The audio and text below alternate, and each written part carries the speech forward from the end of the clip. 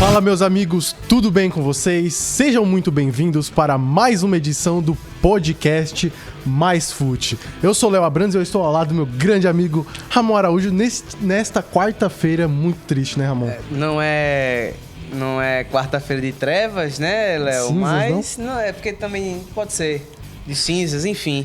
Mas estamos de luto, né? Podemos dizer assim. Com certeza. Pra quem tá acompanhando aqui no YouTube ou no Spotify, que tem o vídeo das nossas belas caras, pode ver que estamos de preto. É verdade. Eu não tô de preto, é verde escuro, né? Mas é preto. Conta. É preto. É. Pra quem você é daltônico, é tudo preto. Né? Pra mim é mesmo que ser preto. Exatamente. Acreditei em ser preto por muito tempo, né?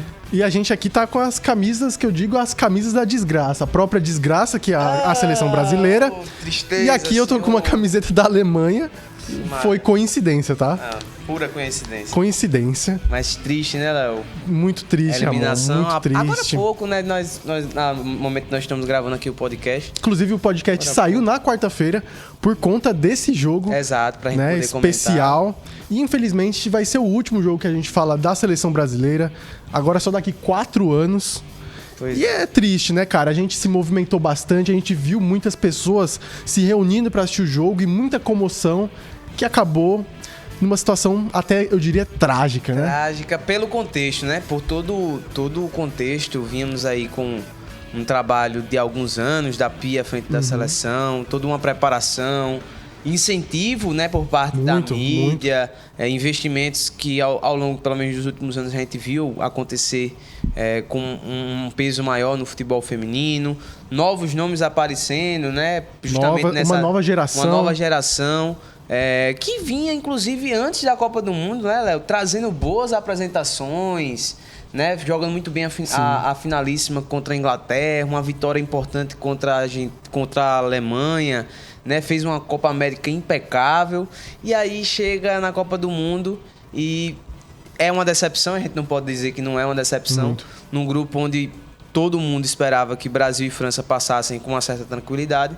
O Brasil é eliminado para a Jamaica nessa terceira partida que mostrou um pouco do que a seleção ficou devendo nessa Copa do Mundo. Acho que ficou devendo bastante. Isso e muito mais a gente vai falar aí mais pra frente aqui no podcast. Se você tá acompanhando o podcast, a gente tem a minutagem certinha de cada assunto que a gente for falar. Então, se você tem interesse apenas na seleção brasileira, você clica lá só pra acompanhar o que tá passando da seleção brasileira. O mesmo vale pra também o que a gente vai falar aqui dos times paraibanos. Exato. Botafogo na Série C, Nacional de Patos e Souza na Série D. Vamos falar sobre o fim de semana dessas equipes, que foi um fim de semana muito importante, né, Ramon? Importante. Vitória do Botafogo e resultados, assim, um pouco salgados para Souza e Nacional, principalmente pro Nacional. O Nacional, que ainda também tem polêmica envolvendo questão de jogador escalado, talvez de forma irregular. A gente também vai poder tratar um pouco sobre isso aí.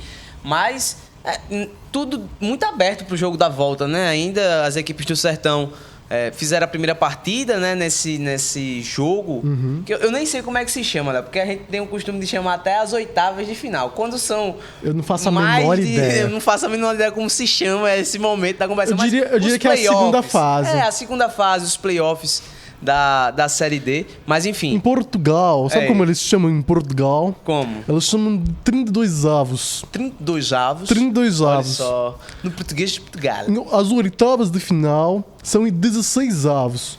Entendeu? Oitavas de 8 mais 8, 16. 16 avos. Avos. Exatamente. Cuidado que não é 16 avós. Não dá. Mas enfim, a gente vai comentar um pouco disso daí também, né, Léo? Tem muita coisa legal pra falar no programa de hoje. E pra fechar o programa, a gente vai falar um pouquinho sobre a janela de transferências do futebol brasileiro. Então, da Europa, meu amigo, da Europa não tem nem como a gente ia passar o programa todo. Não, realmente. E também, mais pra frente aqui, daqui uma semana, a gente vai falar do futebol europeu que vai estar voltando com tudo. Exato, o futebol europeu promete, viu? Será que a gente fala da Arábia Saudita também? Pode ser, o mercado ainda continua movimentado por lá, né, Léo? Pois é. Tem muita coisa pra gente conversar. Mas hoje vai ser especificamente sobre o mercado brasileiro. Vamos comentar como as equipes brasileiras vão se portar aí, porque tem decisões pra frente, tem semifinal de Copa do Brasil, tem oitavas da Libertadores que já iniciaram, né? Infelizmente teve aquele acontecimento trágico com o jogador do Argentino Júnior. Caralho. Que Desculpa o palavrão, mas... Porque não dá nem pra ver, né, cara? Eu assisti ao vivo, tá assistindo com meu pai, Léo. Ave Maria. Meu pai e eu ficou se contorcendo na cadeira vendo o lance. Nossa. Eita. Infelizmente, né? Mas no programa de hoje a gente vai falar sobre o mercado da bola, né? E vamos ver como essas equipes estão se movimentando, né? Perfeito. E lembrando que o podcast Mais Fute, o grande podcast Mais Fute, o maior da Paraíba. Maior, disparado. O maior e melhor da Paraíba. Tá disponível aí no seu Spotify, no Amazon Music, no Apple Podcast, no Google Podcast. Tá em todo lugar, meu amigo. E tá no youtube.com/maistv com vídeo e muito mais conteúdo. Tem programa Hora H. Exato. Tem notícias. Com a dupla, né? Aaron Cid e o Alisson Bezerra. Tem tudo, né? Tem tudo. Acompanha a gente lá também, que lá, de vez em quando, né, Léo? Você pode também perceber umas movimentações, talvez um assunto ou outro. A gente pode fazer, quem sabe aí, de repente, futuramente, no próprio Instagram, trazer alguns cortes do nosso programa, que aí também deixa o negócio bem movimentado e você pode compartilhar com seus amigos. Exatamente. Mais conteúdo, mais qualidade, mais futebol. Esse é o Mais Fute. Bora começar, Ramon.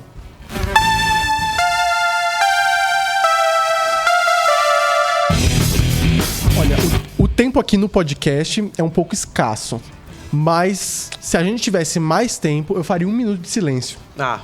1 minuto de silêncio pela seleção brasileira, porque, cara, é uma decepção, assim, é uma decepção, mas também, cara, eu vou ser um pouco agressivo também, porque... Pode criticar, Léo. A crítica é bem-vinda nesses momentos, por mais né? que se trate do futebol feminino e tem várias questões envolvidas, como até mesmo o preconceito, a falta de investimentos, o fator recente, né? É um estilo de... É um futebol recente, né? Então, tem muitas coisas que a gente pode passar pano.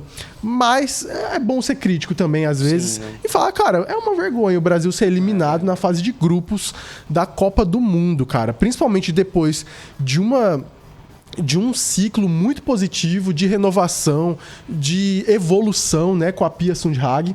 E, cara, o Brasil ele teve a maior comissão da sua história.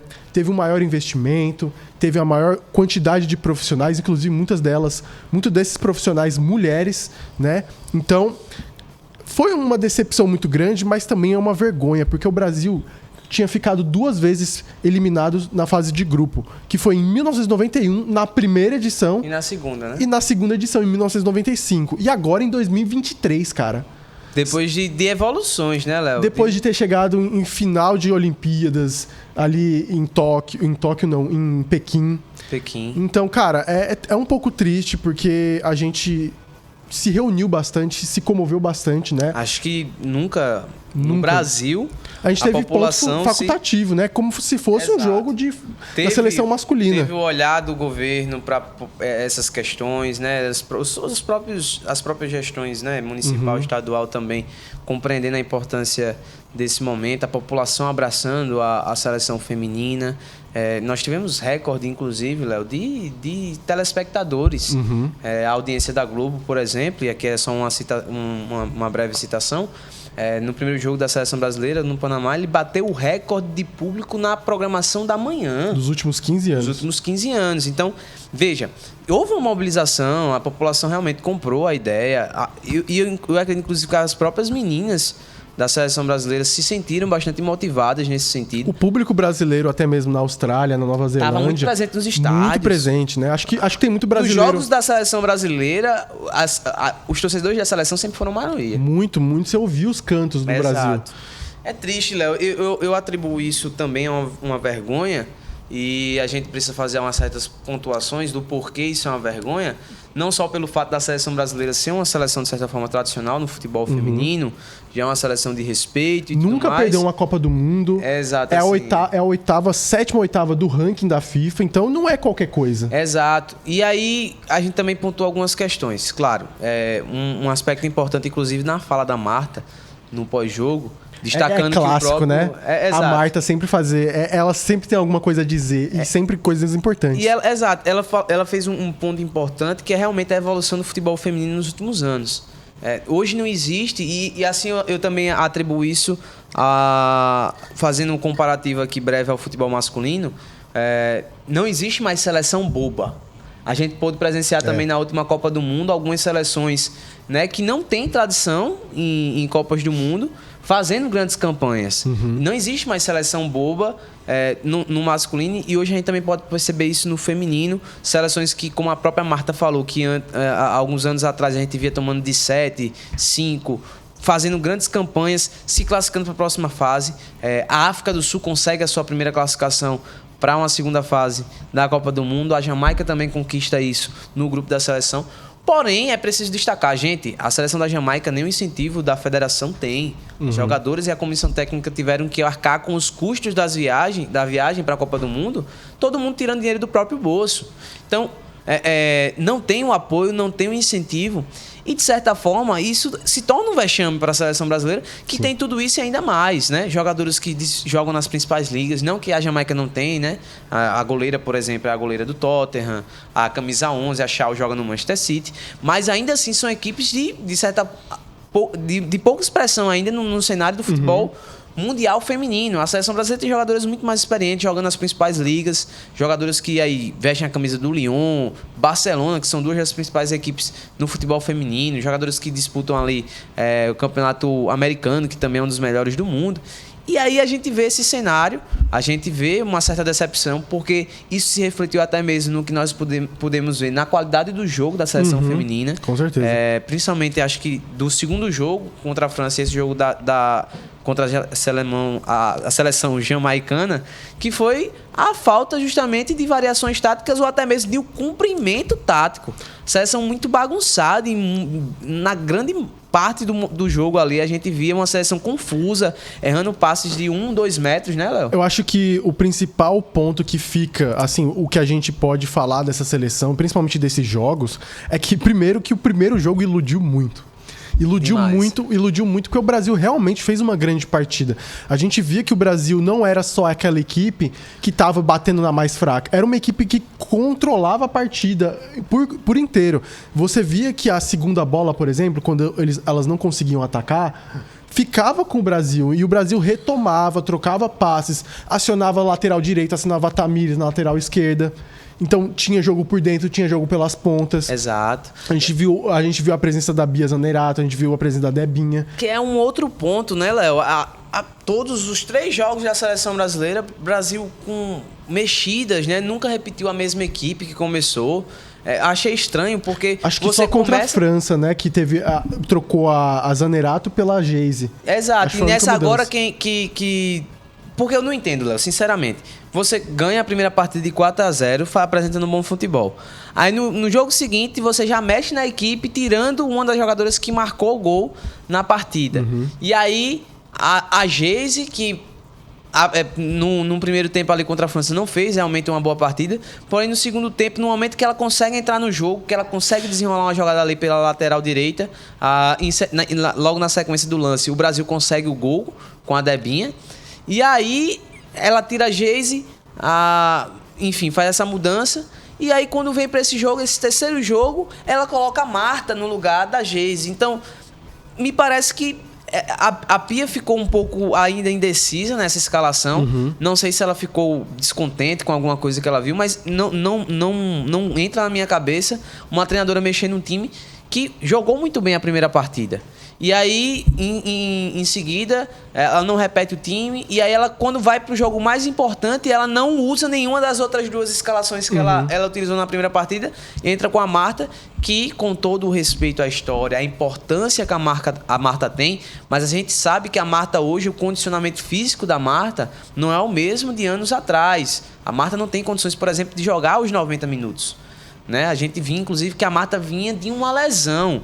Então, eu acho que passa um pouco também pelas mãos da própria treinadora da seleção brasileira, passa na mão de todo mundo, na verdade, do elenco. Sabe o que me incomodou também? Faltou um pouco também a Pia ter essa de certa forma, liderança e essa competência da equipe na parte tática. Acho que executar o que tinha sido planejado ou tinha sido treinado. O que me pareceu que muitas vezes não aconteceu. O que me incomodou muito também, não só as mexidas constantes que tinham, até mesmo, por exemplo, a gente pode pegar o exemplo da Andressa Alves. Não entrou no primeiro jogo e entrou nos outros 2. E era uma opção também para começar a partida. Exato. A questão também é que as jogadoras cumpriam funções diferentes num mesmo esquema tático. E isso me incomodava bastante, principalmente nesse jogo, que, cara, você via a Marta ali circulando pra tudo que é canto, você via a Marta na esquerda, na direita, no meio. Aí depois você viu uma Debinha deslocada pra ponta esquerda. A Debinha pode fazer essa função, mas a Debinha ela tem um aspecto muito mais de finalização. Não é uma jogadora que vai puxar Apesar de ser rápida, mas ela é muito melhor na parte da conclusão do campo, né? Uma comparação aqui é, por exemplo, ela é rápida, a Debinha, mas é como se fosse, por exemplo, o Haaland. Você quer comparar a velocidade do Haaland com a velocidade de, sei lá, do Grealish, que é um ponta, sabe? Isso pegando um exemplo, assim, eu não tô masculino. Eu não vou usar uma outra comparação, Léo. Eu acho que até entra bem na mente do pessoal que acompanha o futebol e que talvez não acompanha o futebol feminino. E assim, claro, guardadas as devidas proporções. Não estou comparando aqui a qualidade do jogo, quem é melhor, não é isso. Mas é o estilo, tá?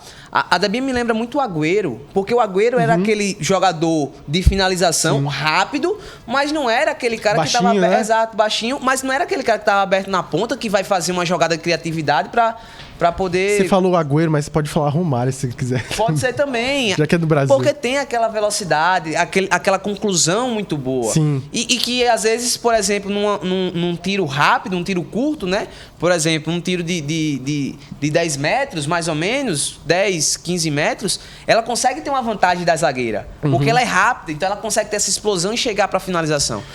Justamente essa questão, porque a Debinha, quando ela é deslocada na ponta, ela não rende, porque o passe dela não é o forte dela. E quem fazia essa função, pelo menos no primeiro jogo, foi a Adriana e fez muito bem. Sim. Aberta na ponta, fazendo essa função. E aí eu não entendo como... O Brasil, ele jogava... meio confuso. O Brasil jogava num 4-4-2, que já é uma formação, assim, ultrapassada. Por mais que seja muito... Na parte defensiva, ela já é um pouco batida, na ofensiva, muito mais. E a questão é que eles jogavam com a Adriana e a Ari Borges, as duas nas pontas. E aí elas faziam esse vai e vem, né, muito importante, que elas tanto ajudavam na defesa quanto atacavam, quanto apareciam no meio e abria espaço para Tamires, para nossa, esqueci o nome da lateral direita, Antônia. A Antônia. Para Antônia passar também. Então, tinha essa movimentação e tudo mais. Só que quando você botou a Adriana na direita, você botou a Ari Borges no meio, junto com a Marta, Debinha deslocada, você acabou criando um cenário ali que não foi muito propício, sabe? Eu não sei. E ainda no mesmo formato do 4-4-2. Exato. Eu não sei se você também pôde ver isso, Léo, mas hoje um dos recursos que a seleção mais buscou, principalmente no primeiro tempo, foi a bola na área. E o Brasil não tinha uma jogadora de área na partida de hoje. Não tinha uma Bia Zanerato para brigar na área e tentar fazer um gol de cabeça. Então, isso também eu achei que foi um pouco confuso, porque foi um recurso muitas vezes utilizado, foi a bola na área. E aí um detalhe, a Ari Borges, que faz uma grande primeira partida, um jogão contra a França. Eu gostei muito também da partida que a Ari fez contra a França, porém, claro, o destaque foi no primeiro jogo, quando ela pôde marcar 3 gols, utilizando muito essa jogada onde ela entrava por trás, nas costas da lateral esquerda adversária, que não foi explorada, e aí ela pega e me tira a Ari Borges no intervalo do jogo. A Ari Borges sendo uma arma letal, porque ela se mostrou ser letal. Uma arma que poderia ter sido explorada pro segundo tempo. Você não tira uma pessoa que fez 3 gols numa partida num jogo decisivo. Exato. E aí eu fiquei sem entender. Todo respeito à Adriana, mas ela poderia ter sido sacada. Exato. E ter mantido a Ari Borges. Eu fiquei sem entender isso. Ou até melhor, tirado a Marta. Exato, também. Vou bater nessa tecla. Eu toco nessa tecla também, Léo, porque eu acho que a Marta não foi tirada de jogo por respeito à história dela, apenas por isso. Porque em questão de rendimento, a Marta teve oportunidade no primeiro tempo e parecia realmente deslocada. Assim, ela parecia não ter encaixado bem naquilo que a Pia pensou pra ela dentro do jogo. Muitas vezes ela vinha pra buscar jogo no meio, só que ficava um vazio no ataque. A Debinha tava com a função mais pra ponta, a Ari Borges estava pra outra ponta. Ficou faltando uma jogadora de referência, assim, uma jogadora que ficasse no ataque mesmo. Me pareceu que o Brasil jogou basicamente num esquema onde não tínhamos um atacante. Eu acho que a tentativa era colocar a Marta como uma falso 9. Isso. Uma falsa 9. Aí eu acho que não encaixou muito bem por justamente a Marta não ter mais esse físico. Exato. Porque o falso 9, ele tem uma função muito física, de cair pela esquerda e cair pela direita, mas você tem que circular ali com a movimentação. Você tem que vir uma Debinha fechando. Pode botar a Debinha mais encostada, mas ela tem que fechar pro meio. Exato. E aí eu vejo outra questão também. Me parece que a Pia demorou um pouco pra fazer mexidas que fossem significativas. Mexeu nos 80 minutos, meu amigo. Sabe, a Geise entra ali com a Duda e, se eu não me engano, com a Andressa também. Entram as três juntas, né? E a única alteração que ela tinha feito no primeiro momento tinha sido justamente a Bia no lugar da Ari no intervalo. E assim, depois dessa alteração, o time realmente não estava Ficou rendendo. mais confuso ainda, porque, cara, eu vi a Bia na ponta, eu vi a Bia no meio, eu só não vi a Bia no centroavante. Exato. Como é que fica? Ficou muito confuso isso. E outro ponto que eu também destaco para esse desastre realmente da seleção, com todo o respeito sempre à história de cada uma que estava ali, mas eu destaco aqui, por exemplo... Me lembra aí, Léo, qual foi a defesa difícil, a defesa difícil mesmo, que a goleira da Jamaica fez. Não teve esse lance de, caramba, essa defesa... Foi muito teve lance, muita momentos... segurança, e uma goleira muito segura, inclusive, destacar a exibição da goleira da Jamaica, porque ela não dava rebote. Era uma goleira que não dava rebote, encaixava Teve uns momentos ali que ela deu um draminha, mas... Foi, mas muito segura em muitos momentos. Eu até estava assistindo o jogo lá em casa, aí Rejane... minha tia, ela chegou, ela até vai fazer. Ela não pensa que essa goleira é besta, não, que essa goleira é boa demais, entendeu? E realmente foi uma grande exibição da goleira da Jamaica. Mas a gente bate muito aqui na Pia, mas a gente tem que falar um pouquinho que o rendimento do Brasil também foi baixo. Foi. Principalmente no jogo contra a França. O jogo contra a França, cara, o Brasil não conseguia trocar 2, 3 passes. E, obviamente, a pressão alta, a pressão forte que as francesas estavam fazendo era um dos principais motivos. Mas o Brasil não conseguia ter nenhum tipo de jogo, cara. E aí só foi melhorar no segundo tempo, que eu acho que elas deram uma acalmada, conseguiram trocar mais passes e fizeram um gol. E o pior, depois do gol, voltaram a jogar recuadas, né? Respeitaram muito a França. Acho que poderiam ter sido mais ofensivas e poderiam ter mantido, pelo menos, um pouquinho dessa força que mostraram no início do segundo tempo. Mas depois, aí a França conseguiu fazer o segundo gol. Inclusive, um destaque para a seleção, jogadoras que eu acredito que, pelo menos, questão de rendimento, entregaram muito nas duas últimas partidas, contra a França e contra a Jamaica. Eu destaco bastante a partida da Caroline. Caroline joga muito. Caroline jogou muito. Meu esse Deus jogo do também. Céu, que corre a Caroline o jogo todinho. Consegue desafogar muitas vezes a jogada de trás, né? Com dribles, com uma velocidade muito, muito boa que ela tem. É uma jogadora que eu tenho que destacar realmente a partida que ela fez. A Tamiris também tem feito partidas maravilhosas, fez partidas maravilhosas, inclusive... Eu nunca vi ela errar um cruzamento. Exato, e na partida de hoje, inclusive, ela teve uma boa oportunidade, infelizmente, acabou que a bola... E ela fez um cruzamento muito bom também, que eu não lembro quem cabeceou, mas cabeceou errado, acho que foi a Caroline, mas, cara, foi na cabeça, eu falei, gol. Pois é, velho. Aí e eu assim, falei, gol. A gente lamenta muito porque, por exemplo, jogadores como as duas, e a gente destaca aqui, fizeram grandes partidas, mas infelizmente não foi o suficiente apenas elas jogarem. A gente precisava que toda a equipe jogasse e a gente teve essas oscilações, né, Léo? Acho que dessas jogadoras que a gente, talvez se não a Caroline e a Tamisa, todas as outras jogadoras tiveram muitas oscilações ao longo da Copa. E na partida que era mais importante, que era de hoje, eu digo mais importante do que até mesmo a partida contra a França, onde o Brasil realmente...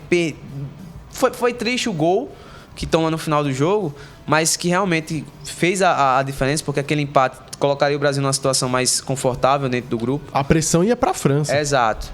E aí, enfim, eu acho que falta também a constante do rendimento das jogadoras da seleção brasileira. Acho que apenas essas duas, eu diria, só essas duas conseguiram render os 3 jogos muito bem.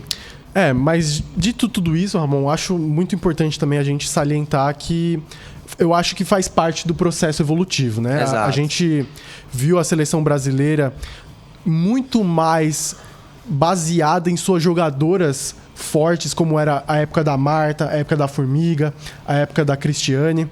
Então, eu acho que nessa época, a seleção brasileira era muito forte pelas jogadoras que tinha. hoje a gente já está vendo um cenário diferente. A gente está vendo um novo grupo, a gente está vendo novas meninas entrando em campo.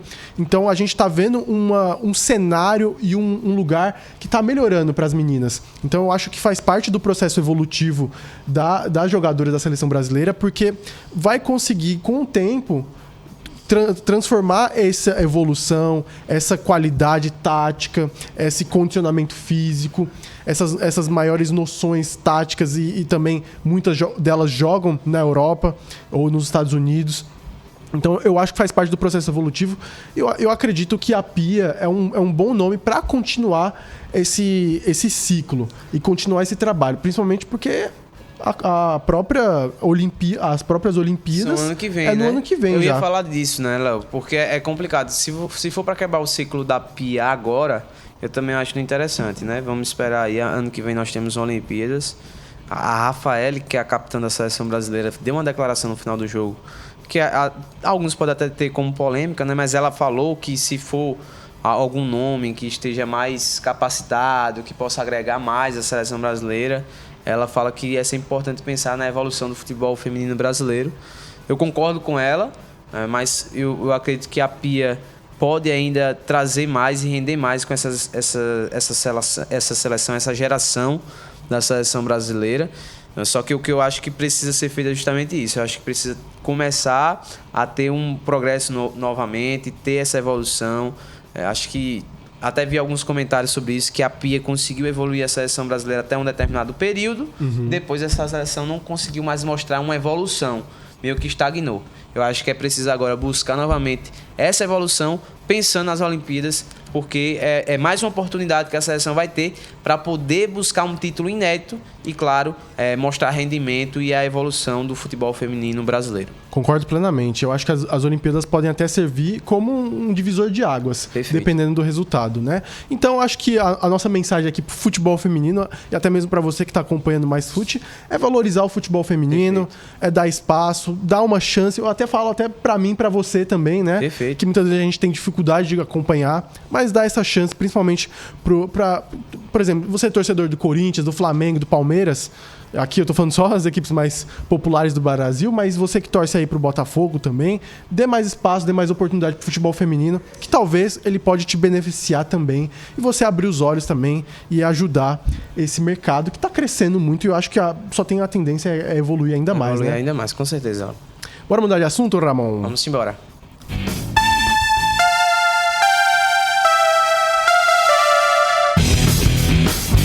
Bora falar agora da Paraíba, meu amigo. Vamos começar primeiro com o Botafogo da Paraíba, porque o Belo, meu amigo, 3 vitórias seguidas, né?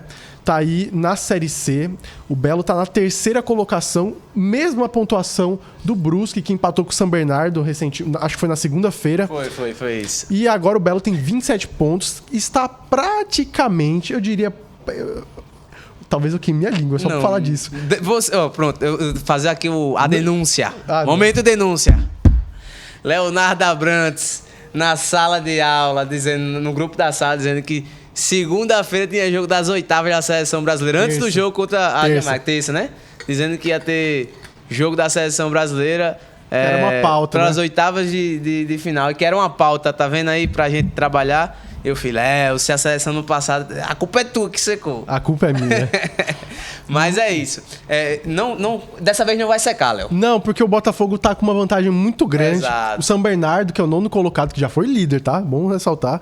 Que já foi líder, tem 22 pontos, tá na 9ª colocação. E faltam apenas 4 jogos. Então, cara, se o Belo perder essa vaga, pode acabar. Exato. Pode acabar. Inúmeros mesmo. Números. O Botafogo precisaria aí pelo menos de mais ou menos 5 pontos para garantir mesmo a classificação para a próxima fase. Sim, 12 pontos, né? Conseguindo esses próximos 5 pontos aí, que seriam o quê? Uma vitória e 2 empates. Acho que o Botafogo conseguiria cravar essa vaga para a próxima fase.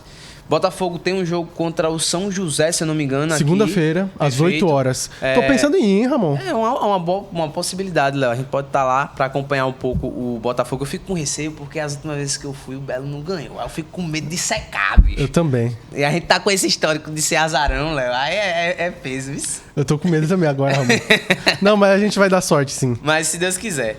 E aí, enfim, eu acho que esse é um ponto positivo pro Botafogo. O Botafogo tem essa partida que ele pode encaminhar a vaga para a próxima fase. E é importante porque uma coisa que não estava acontecendo, né, Léo? O Botafogo não conseguia vencer jogos dentro do Almeidão. Sim. E agora, pelo menos as últimas duas partidas, conseguiu 2 vitórias maravilhosas aqui dentro. Vai ter outra apenas agora. A derrota pro Brusque, que acho que se tornou um fato aceitável, até mesmo pelo que o Brusque se tornou. Foi líder, tá aí na frente do Botafogo. Exato. E aí, enfim, eu acho que agora é focar, buscar manter o rendimento dos últimos jogos. Partida para mais uma vitória contra o São José aqui dentro do Almeidão. O Botafogo vem mostrando uma evolução nas partidas. Claro, ainda tá penando muito para sair São os gols. Placares magros, né? Esse último jogo contra o Manaus fez um gol no começo, mas foi de bola parada. E o segundo gol foi sair lá no final. Exatamente. Do Gerson Magrão. Eu falo assim, tá penando um pouco para sair o gol. Isso aqui é só mais um detalhe que acho que com o tempo o Botafogo vai conseguir corrigir. O importante é sempre somar os 3 pontos. A vitória é sempre o mais importante, independente do resultado. Tá numa posição boa. Tá na posição boa. Mas realmente, assim, quando o Botafogo conseguir ajustar esse último detalhe, que eu acredito que é o que tá faltando realmente pro Botafogo, é o ajuste do gol. Porque defensivamente é uma das melhores equipes da competição. Tem uma defesa muito bastante sólida. É uma equipe que tá evoluindo. O Felipe Surian mostra um trabalho realmente bastante agradável, bastante, eu digo assim, um trabalho muito bom pro cenário que tava, né? De um elenco totalmente reformulado, depois de um campeonato paraibano péssimo. Isso, e aí... Muitas questões no clube, né? Exato, questões internas. Eu trato isso com um ponto muito positivo pro Botafogo. Eu acredito que ainda vai ter mais evolução e talvez o que estava faltando tenha chegado. Talvez! Você está querendo dizer dele? O homem... Danilo Mariotto? Não, aquele. Ele, né? O homem, o grande, o Pipico. O Pipico. O grande Pipico. Chegou do Santa Cruz para ser o homem-gol do Belo nessa Série C. Olha, Pipico já tá meio velho, mas é bola ainda, meu amigo. O homem ainda continua com intimidade. Sim, com a bola e com a rede. Ele cheira gol, meu amigo. E pode ajudar muito o Botafogo. Mas, assim, Vamos ser sinceros numa questão. Pipico. Cheira a bola. Grande Pipico. Artilheiro. Homem-gol.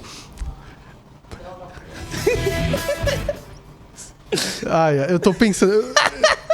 Nossa, eu tenho a mente muito poluída. Eu pensei em outra coisa que você tava fazendo. Que é isso? Calma. Homem-gol. Homem-gol. Ele cheira gol. Cheira gol. Ele cheira a bola. Ele cheira... Não, ele cheira o gol, entende? Entendi.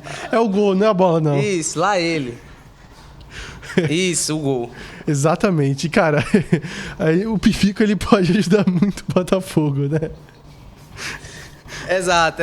Ele pode contribuir bastante com essa bola na rede que tá faltando, né, Léo? Sim. Ele cheira gol. Mas, assim, por mais que a gente falou bem do Botafogo, a gente sempre tem que pontuar que, cara, foram 3 vitórias seguidas contra adversários muito fracos. Sim. A parte de baixo da tabela.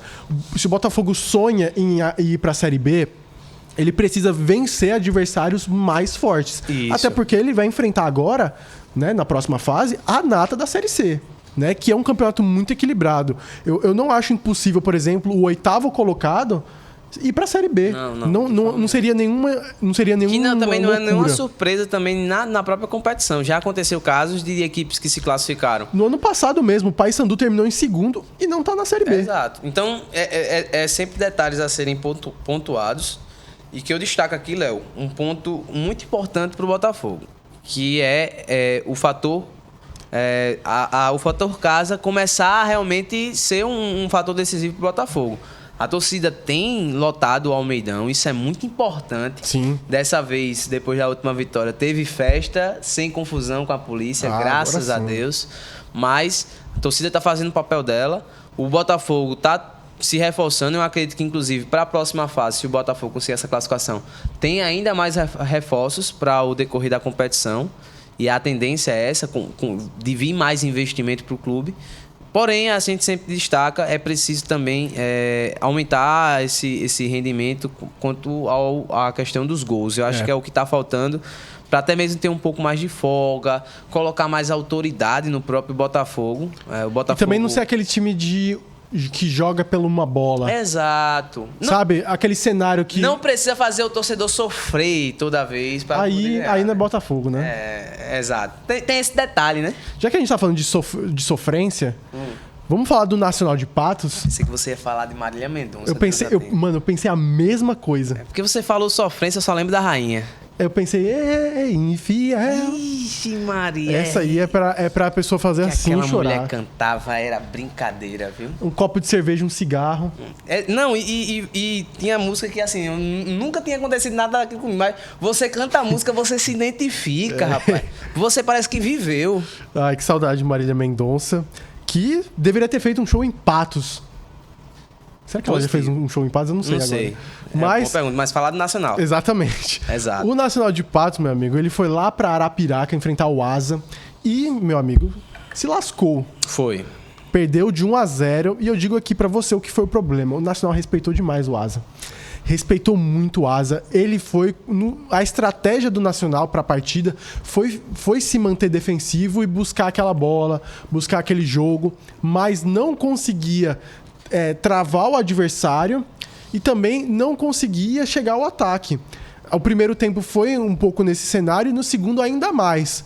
Tanto que tomou o gol ali no segundo tempo, tomou o gol aí do Asa e perdeu a partida, cara. Não. Eu acho que faltou um pouquinho mais da postura que o Nacional teve na partida contra o Santa Cruz. Onde foi lá, tomou o gol, fez outro, fez outro. E se pudesse, e eu acho que tinha total condição, poderia ter vencido aquela partida. E o gol também foi um gol bastante delicado. O próprio Rodrigo Carvalho, né? Ele, que é o goleiro do Nassa, ele colocou ali um problema na questão do refletor, que atrapalhou um pouco a visão. A torcida não ficou muito contente, achou que ele falhou no gol. E realmente foi um gol bastante delicado do Nassa, mas que eu concordo plenamente com você, Léo. O Nacional de Patos, pelo que a gente viu o Nacional de Patos já jogar na competição, o Nacional de Patos tem time com certeza para poder passar para a próxima fase. Para se classificar para a Série C. Mas o que eu acho é que precisa, em determinados momentos, o Nacional de Patos entender o que é o Nassa hoje, o que o Nassa chegou a ser hoje na competição. O que você bateu até mesmo na tecla, né? O quanto a raça da equipe, o quanto é uma equipe muito... Parece que ser muito forte mentalmente, né? Exato. Precisa se impor. O Nacional de Patos precisa entender que ela é uma equipe forte hoje, uma equipe a ser temida pelas outras equipes. Vai definir em casa agora. E que o Asa, agora, por mais que tenha nome... Muito nome. Não tem futebol. Eu digo isso, não tem futebol para poder ganhar do Nacional de Patos. A partida de volta, para mim, se torna uma obrigação o Nacional de Patos vencer, porque o Nacional de Patos está assim, apresentando um dos grandes futebols assim, da Série D, perdão, que eu tenho acompanhado. Agora tem uma questão também nesse jogo, uma questão um pouco polêmica. Sim. Que é a escalação de um jogador irregular por parte do Asa. Isso aí está sendo um caso levado para a justiça. O próprio presidente do Nacional de Patos entrou com um processo contra isso, porque um jogador específico do Asa teria recebido 3 cartões na primeira fase da competição. E aí ele não poderia jogar essa partida. Só que aí parece que tem uma brecha. Eu estava até dando uma olhada num vídeo explicando um pouco a situação. Eu vi um pouco que ele já tinha pagado. Foi? Sim, ele já tinha cumprido essas suspensões. Inclusive foi na última partida. Mas eu não sei como ficou. Eu acredito que não vá pra frente, né? O que eu vi foi algo relacionado a isso. Que parece que ele deveria ter... o jogador... É alguma resenha dessa, de que, tipo assim, era necessário, quando ele completou os 3 cartões, ele teria que pagar justamente nessa partida agora, só que aí não tinha sido feito, né? Isso, enfim, eu não sei como é que funcionou direito essa situação, uma situação um pouco mais delicada, tá na justiça. Porém, assim, só para destacar, e a gente para falar do Souza, Tá tendo até moído na imprensa paraibana, se pode dizer imprensa, né?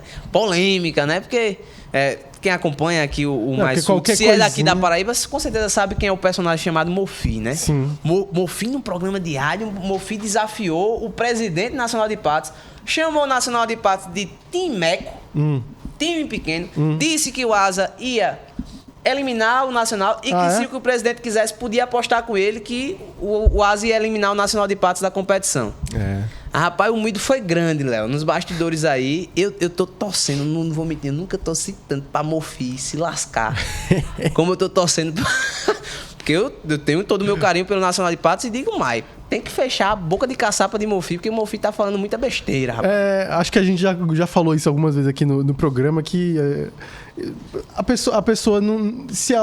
acho que serve o que a gente falou na semana passada do futebol feminino pra isso agora. Se você não gosta, não atrapalha. Pelo amor de Deus, né? Começando besteira, rapaz. Não, negócio não. de nada.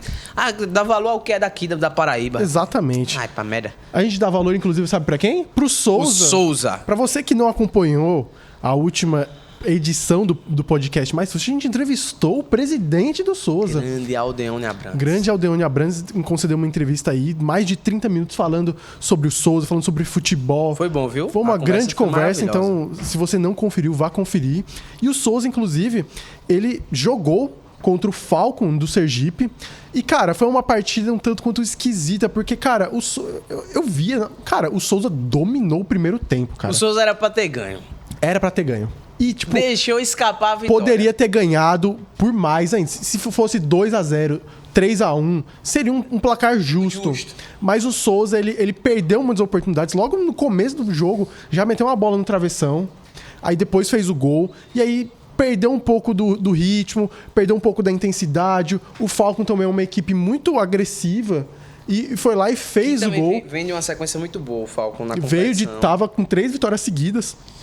Arrancou para conseguir se classificar no grupo. E, cara, faltou a percepção que eu tive assistindo a partida foi que o Souza vacilou e poderia ter ganhado esse jogo. Agora, decide no Marizão. E, cara, é perigoso decisões no Marizão, não é? Então, mas eu acho que... né? É um pouco perigoso, mas eu acho que o Souza vai fazer valer o mando de campo. Eu também acho. Que tem feito até então na competição, assim como também acho que o Nacional de Patos vai fazer valer contra o Asa, tá, gente? Eu acho que as duas equipes paraibanas passam para a próxima fase.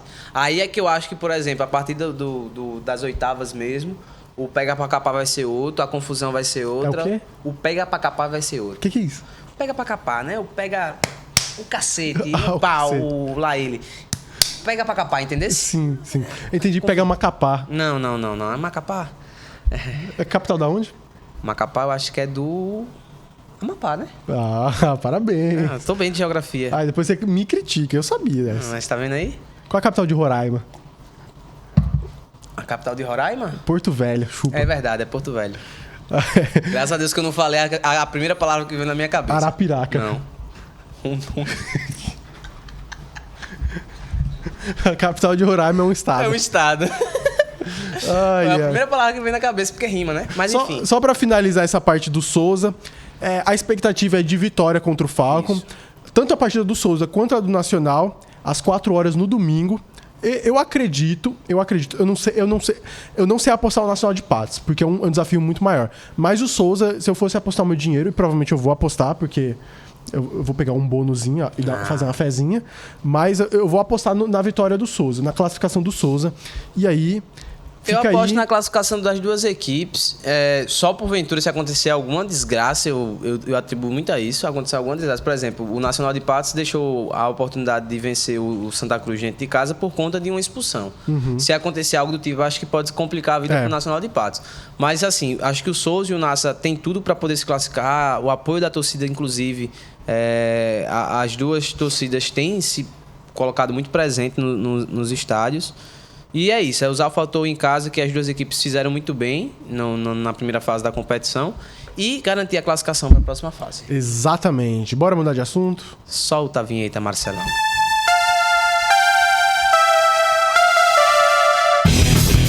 Agora vamos fechar esse programa falando, né, de janela de transferência. Vamos falar um pouquinho das movimentações... Eita... Quase que eu me matava aqui. Parecia você espirrando. Janela de transferência. Vamos falar sobre a janela de transferência de algumas equipes brasileiras, as que mais chamaram a atenção. Olha, tem uma seleção, tem uma equipe. Olha, eu acho que eu fui meio clubista, que eu ia falar justamente do Palmeiras. Olha aí. O Palmeiras chama atenção pelo contrário das outras. Por não ter... Eu acabei de ver o que Ramon escreveu sobre o Palmeiras, né?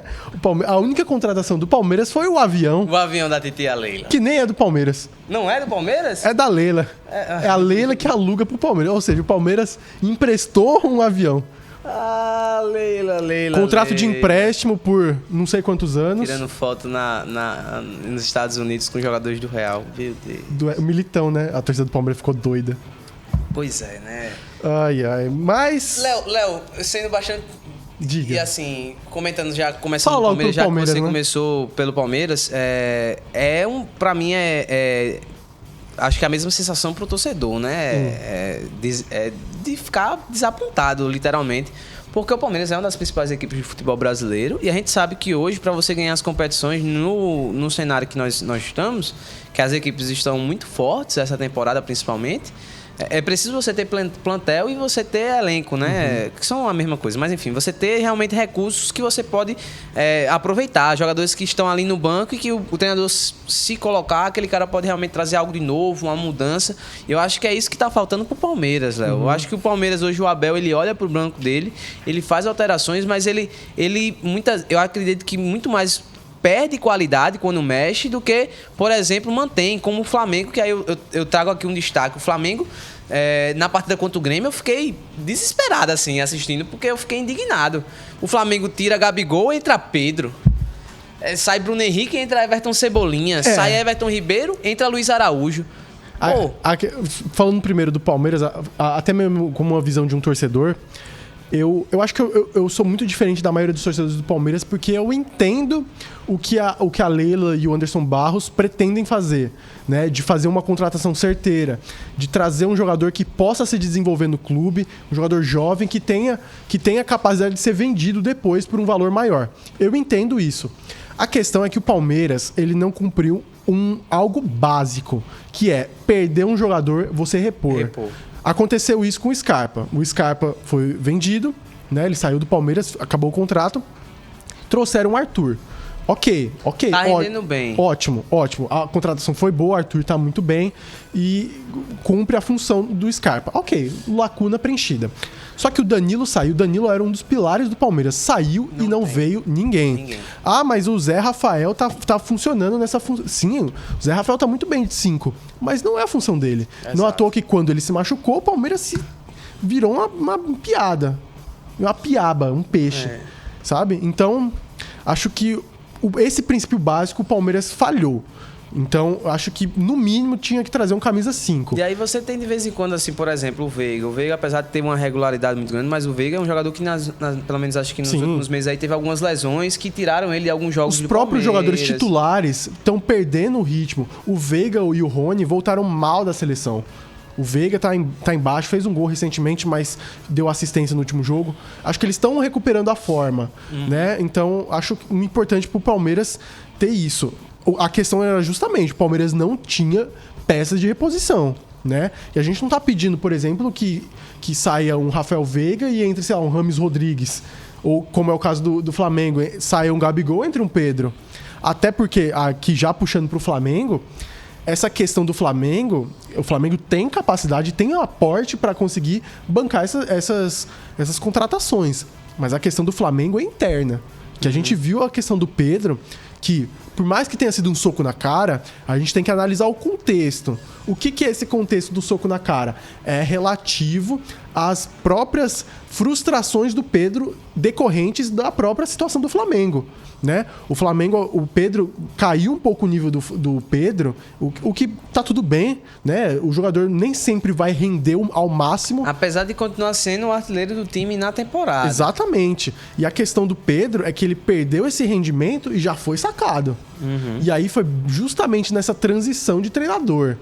E aí ele virou uma opção mais abaixo, porque teve o retorno do Bruno Henrique, aí você tem o Everton Cebolinha, tem o Gabigol mantendo o ritmo. Tem até uma informação que trouxeram de bastidores, acho que se não me engano na ESPN, que o repórter trouxe, que o Sampaoli, o desejo dele era retornar ao quarteto mágico do Flamengo, Arrascaeta, Everton Ribeiro, Bruno Henrique e Gabigol.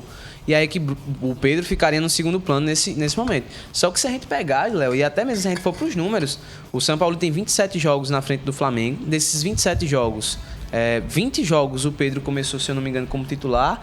Apenas 5 que ele entrou do banco e 3 jogos que ele não entra na partida. Eu vi uma estatística também que ele tem a mesma minutagem da época do Dorival. Exato. E aí é que tá.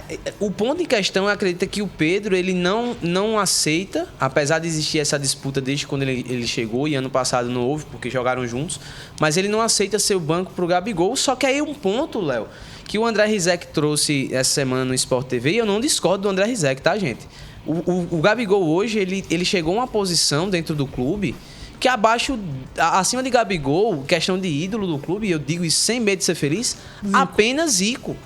Apenas Zico. E aí como é que você tira a titularidade de um cara que tem essa importância pro clube? E o Pedro, eu acho que o Pedro, ele sabia disso. Exato. Não à toa que ele queria se transferir do Flamengo no ano passado, né? O Palmeiras teve a proposta do Palmeiras, obviamente o Flamengo não ia vender pro principal rival, né? Um grande jogador de nível de seleção brasileira que foi para a Copa do Mundo e pro Palmeiras ainda mais, né?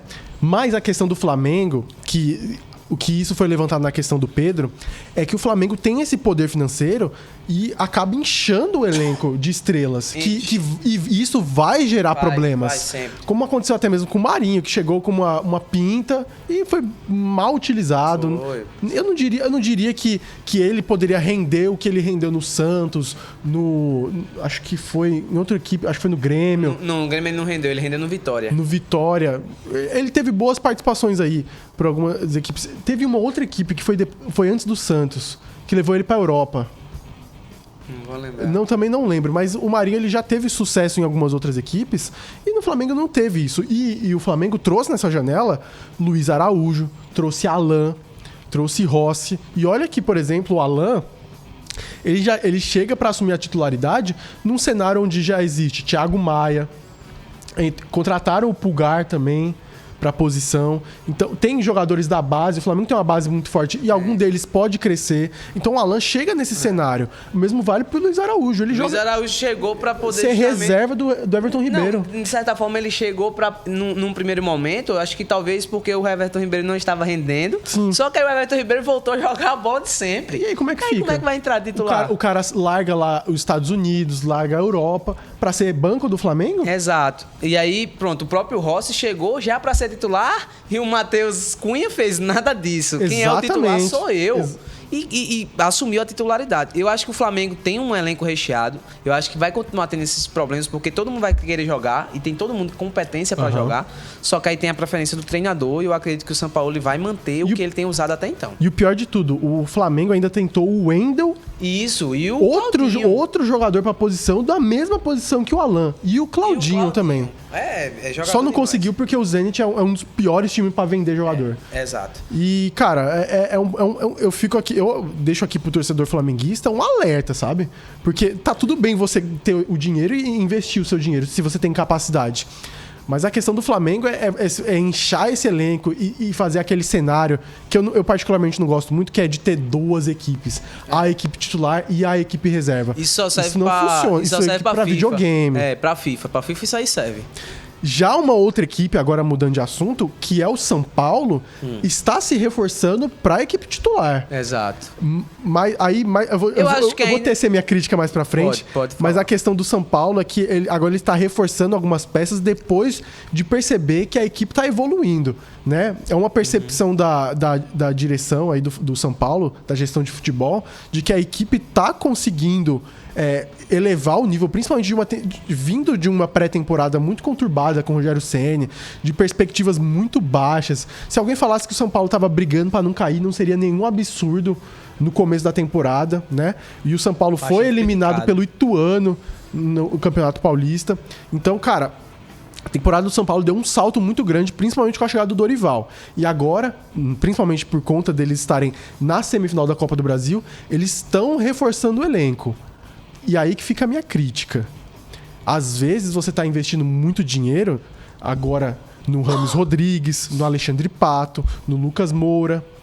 Esse valor pode te custar depois, porque você está talvez se precipitando. Eu acho que não. O São Paulo ainda pode ser campeão da Copa do Brasil. Sim.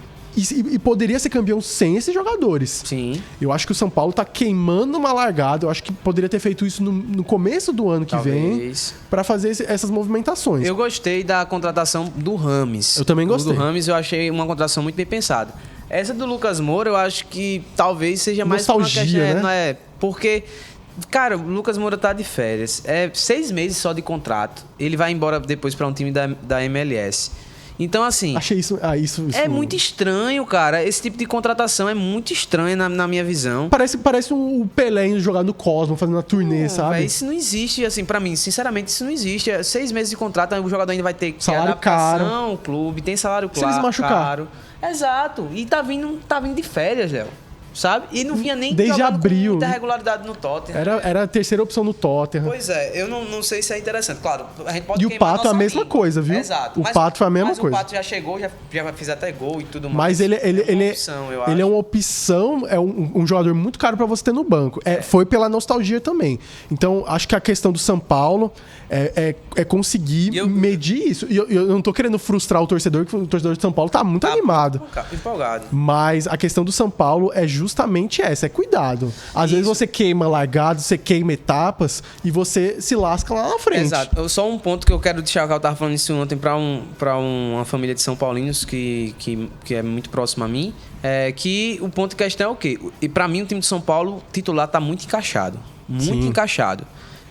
Não pode também chegar e só porque jogador de nome, é a grife, que tem que entrar de titular, não. Não é Outra isso. Coisa, o Rames também não tava jogando, né? Exato. Tava sem clube. Então, dê tempo à adaptação, vai colocando devagarzinho, entrando no decorrer dos jogos, dando minutos, principalmente jogos do Brasileirão, acho que pode se pensar nisso. Não vem com o Rames de titular logo de cara, exato, não. Porque eu acho que se mexer logo agora, no início, isso pode prejudicar, inclusive, o próprio esquema tático do São Paulo, que, na minha visão, tá muito arrumadinho. O ambiente também tá maravilhoso. Então, pensar isso com cuidado.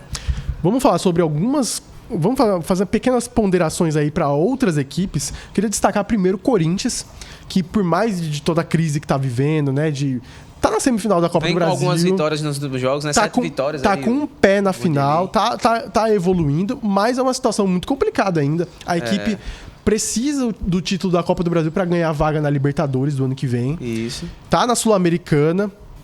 E então é um cenário um pouco conturbado no Corinthians. E agora teve a saída do Roger Guedes. Que aí pesou pra caramba. Cara, eu queria primeiro destacar que desculpinha esfarrapada. Ele disse que era o sonho dele jogar no Al Rayyan do Catar. Te lascar, Roger Guedes. Dinheiro, gente. A gente sabe que é dinheiro. Exatamente. Mas o que me assusta é um jogador que tá sendo assim... A torcida corintiana gosta do Roger Guedes.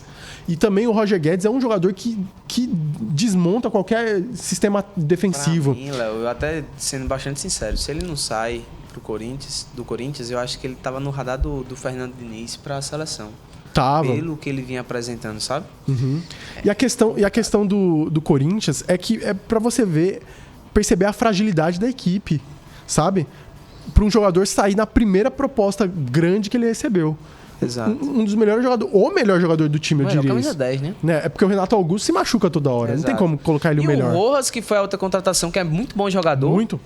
Se machucou. Penou pra vir também, viu? Exato. E aí ele pensou no primeiro momento já, enfim. Isso é complicado para acompanhar também como é que vai ser o decorrer desses próximos capítulos, porque agora é ver como é que vai ser o Corinthians sem o Roger Guedes. Exatamente. Vamos falar também rapidinho do Internacional, porque o Internacional ele fez umas movimentações nesse meio do ano, trouxe o Valência, trouxe o Arangues e o próprio Kudê apareceu no lugar do Mano Menezes, né? Eu acho que é o time que faz mais justificativa ao nome, Internacional. Ontem o Internacional entrou em campo contra o River Plate com 6 jogadores estrangeiros. Do goleiro ao centroavante, tinham 6 jogadores distribuídos ao longo do time, que eram estrangeiros, contando com o treinador 7. Então, assim, trouxe muitas, não só nessa janela agora, mas na anterior também, nomes jogadores estrangeiros, principalmente argentinos, enfim. Tem o Arangues, que é um jogador que já é conhecido da torcida. O Ener Valencia, que não tinha feito ainda gol, fez ontem contra o River. O goleiro, eu me esqueci agora qual é o nome do goleiro do Inter, mas pegou muita bola ontem. Já foi goleiro, inclusive, do Boca. E o Condé, que é um treinador que já é conhecido da torcida. A gente sabe que é muito complicado, principalmente as passagens do Condé aqui no futebol brasileiro. Mas eu vejo já com bons olhos, eu vejo que é uma equipe que pode ainda evoluir ao longo do campeonato.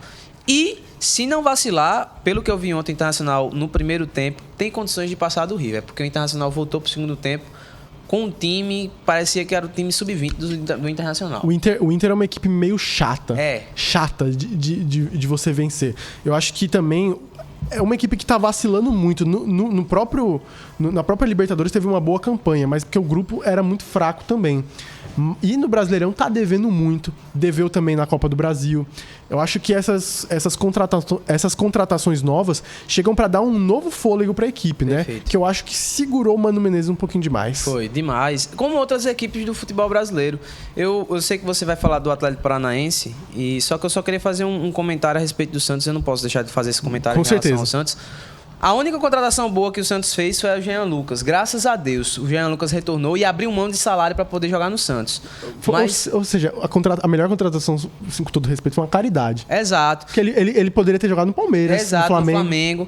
E aí eu destaco o exemplo do Santos como uma péssima administração de um clube. O time do Santos essa semana contratou um zagueiro do Milionário chamado Vargas, capitão. O jogador chegou aqui para fazer os exames, foi reprovado nos exames, porque estava com uma lesão na posterior da coxa, o contrato não foi. Não contratou o jogador. Isso mostra a desorganização do Santos.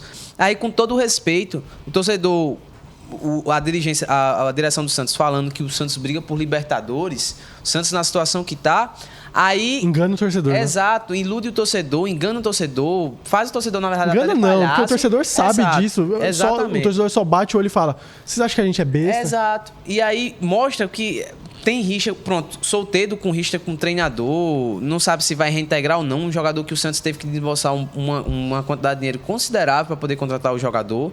E aí tem toda essa confusão, e aí eu coloquei aí em destaque até aqui pra gente só comentar, com todo respeito, não sei se o jogador, nunca vi ele jogar, não tenho nenhum problema, mas traz jogador com o nome de parte do corpo, João Basso. Pelo amor de Deus.